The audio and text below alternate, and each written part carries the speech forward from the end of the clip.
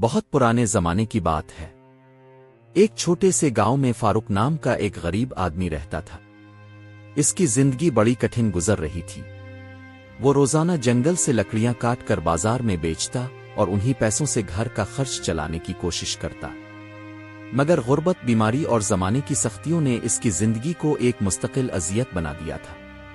نہ تعلیم تھی، نہ کوئی خاص ہنر۔ گاؤں والے بھی اسے کوئی اہمیت نہیں دیتے تھے۔ کبھی بیوی بیمار پڑ جاتی، کبھی بچے بھوک سے بلکنے لگتے، اور کبھی خود فاروق تھکن اور بیماری سے بستر سے لگ جاتا۔ شام کے وقت وہ اکثر اپنے خستہ حال مکان کے ٹوٹے دروازے پر بیٹھ کر سوچوں میں گم رہتا۔ آسمان کی طرف دیکھ کر سوچتا، کاش میری زندگی بھی ان بادلوں کی طرح آزاد ہوتی جو بغیر فکر کے اڑتے پھرتے ہیں۔ ایک دن وہ بہت مایوس ہو کر ایک بڑے درخت کے نیچے بیٹھا تھا۔ اسی وقت پرندوں کا ایک جھنڈ آ کر قریب زمین پر دانا چگنے لگا۔ ان کی چہچہاہٹ نے فاروق کے دل کو لمحے بھر کو سکون دیا، مگر پھر اس کے دل کا غصہ بھڑک اٹھا۔ اس نے پتھر اٹھا کر پرندوں کو بھگا دیا اور بڑبڑانے لگا، یہ پرندے بھی جیسے میری غربت کا مذاق اڑانے آتے ہیں۔ وقت گزرتا گیا، غربت کی زنجیریں اسے مزید جکڑتی گئیں۔ ایک دن فاروق نے دل شکستہ ہو کر فیصلہ کر لیا کہ وہ اپنی زندگی ختم کر دے گا۔ وہ خاموشی سے گھر سے نکلا اور گاؤں کے کنارے ایک پرانے کنویں کی طرف بڑھا۔ لیکن قسمت کے کھیل نرالے ہوتے ہیں۔ کنویں کے پاس ایک درویش بیٹھا تھا، سفید داڑھی، نورانی چہرہ اور آنکھوں میں عجب سی روشنی۔ درویش نے نرمی سے کہا، اے تھکے ہوئے مسافر، کیا تو اپنی سب سے بڑی نعمت زندگی کو ختم کرنے آیا ہے؟ فاروق کی آنکھوں سے آنسو بہنے لگے۔ وہ بولا، بابا، میری زندگی دکھوں سے بھری ہے۔ دن رات محنت کرتا ہوں مگر بچوں کے نصیب میں ایک نوالہ تک نہیں۔ کب تک جیوں؟ درویش نے مسکرا کر کہا، بیٹے یاد رکھ، زندگی اللہ کی امانت ہے۔ اپنی جان لینا سب سے بڑا گناہ ہے۔ مومن کبھی مایوس نہیں ہوتا۔ مصیبتیں ایمان کا امتحان ہوتی ہے۔ اگر تو صبر کرے اور اللہ پر بھروسہ رکھے تو یقین کر، اندھیری رات کے بعد صبح ضرور طلوع ہوتی ہے۔ فاروق نے روتے ہوئے کہا، بابا، کب آئے گا وہ اچھا وقت؟ کیا میری قسمت کبھی بدلے گی؟ درویش بولا، آئے گا بیٹے، مگر پہلے تجھے اپنی ایک عادت بدلنی ہوگی۔ میں نے دیکھا ہے تو پرندوں کو بھگتا ہے۔ پرندے اللہ کی رحمت کی نشانی ہے۔ کل سے انہیں بھگانے کے بجائے انہیں دانا ڈالنا، یہی تیرا امتحان ہے۔ فاروق خاموش رہا مگر درویش کے الفاظ دل میں گھر کر گئے۔ اگلے دن اس نے فیصلہ کیا کہ وہ پرندوں کو دانا ڈالے گا۔ وہ بازار سے تھوڑے سے دانے خرید لایا، ایک پرانے مٹی کے پیالے میں ڈال کر درخت کے نیچے رکھ دیے۔ شام کو جب پرندوں کا چھوٹا سا جھنڈ آیا تو وہ پہلی بار مسکرایا۔ کچھ دنوں بعد ایک عجیب واقعہ پیش آیا۔ شہر کے ایک رئیس کے نوکر فاروق کے دروازے پر آئے۔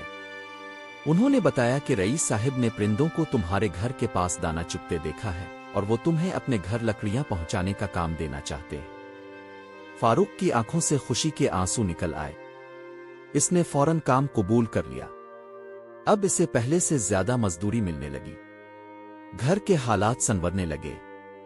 بچوں کے چہروں پر مسکراہٹ لوٹ آئی۔ پھر ایک دن رئیس کا بیٹا بیمار ہو گیا۔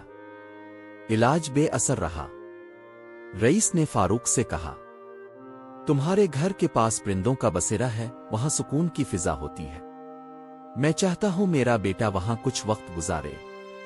چند دنوں میں رئیس کے بیٹے کی طبیعت بہتر ہونے لگی۔ رئیس خوش ہوا اور فاروق کو انعام میں سونا اور اناج دیا۔ اب پورے گاؤں میں چرچا ہونے لگا۔ جو لوگ پہلے اسے کمتر سمجھتے تھے اب تعریف کرنے لگے، مگر کچھ لوگ حسد میں جلنے لگے۔ پھر ایک دن اعلان ہوا کہ بادشاہ کا قافلہ گاؤں سے گزرے گا۔ رئیس کے گھر بادشاہ کی ضیافت رکھی گئی۔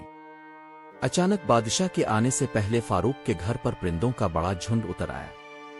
ان کی چہچہاہٹ اتنی تیز تھی کہ بادشاہ نے خود پوچھا، یہ آواز کہاں سے آ رہی ہے؟ رئیس نے بتایا کہ یہ ایک غریب لکڑہارا ہے، اس کے دروازے پر ہمیشہ پرندے جمع رہتے ہیں۔ بادشاہ بولا، چلو دیکھتے ہیں۔ جب بادشاہ فاروق کے گھر پہنچا تو اس نے ادب سے سلام کیا۔ بادشاہ نے پوچھا، یہ پرندے تیرے پاس کیوں رہتے ہیں؟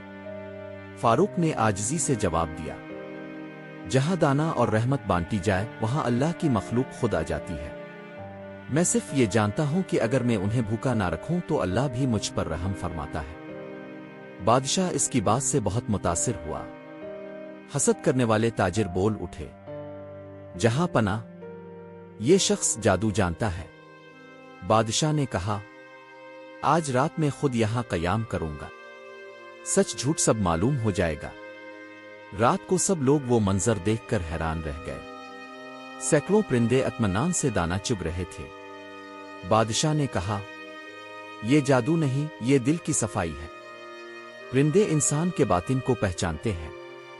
بادشاہ نے فاروق کو انعام میں سونا اور اناج دیا اور رئیس نے اسے اپنا خاص خادم بنا لیا۔ فاروق کی آنکھوں سے خوشی کے آنسو بہہ نکلے۔ وہ آسمان کی طرف دیکھ کر بولا، اللہ تو نے میری محنت اور صبر کو ضائع نہیں جانے دیا۔ پرندے اس کے گرد چہچہانے لگے جیسے اس کی کامیابی پر خوشی منا رہے ہوں۔ یوں وہ غریب لکڑہارا جو کبھی زندگی سے ہار مان بیٹھا تھا، صبر، یقین اور بھلائی کے سبب عزت اور سکون پا گیا۔ اور گاؤں کے لوگ کہنے لگے، اصل عزت دولت سے نہیں بلکہ اللہ کی رحمت اور دل کی صفائی سے ملتی ہے۔ اگر آپ کو یہ کہانی اچھی لگی ہو تو ویڈیو کو لائک کریں، دوستوں سے شیئر کریں اور مزید سبق آموز اسلامی کہانیوں کے لیے ہمارا چینل سبسکرائب کریں۔ بیل آئیکن ضرور دبائیں تاکہ نئی کہانیاں سب سے پہلے آپ تک پہنچ سکیں۔ جزاک اللہ خیر۔